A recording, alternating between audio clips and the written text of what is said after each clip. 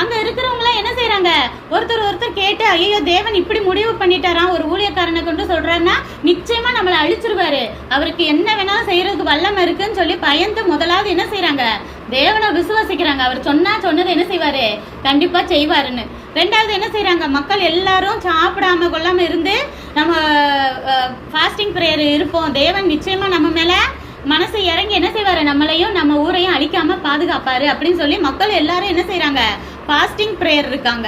அந்த காலத்துல என்னன்னா, நான் ரொம்ப தாழ்மையா இருக்கேன் காட்டுறதுக்காக ஆடம்பரமான ட்ரெஸ் எல்லாம் போடாம இந்த சாக்கு மாதிரி ஒரு ட்ரெஸ் இருக்கும் சரியா, ரெட்டுன்னு சொல்லுவாங்க, அந்த மாதிரி ஒரு ட்ரெஸ்ஸை போட்டுட்டு அதுக்கு என்ன அர்த்தம்னா, நான் தேவன் முன்னாடி நான் ரொம்ப என்னை தாழ்த்திக்கிறேன் அப்படின்னு சொல்லி அந்த ட்ரெஸ்ஸை போட்டுட்டு இது ப்ரேயர் ஃபாஸ்டிங் இருக்க ஆரம்பிக்கிறாங்க.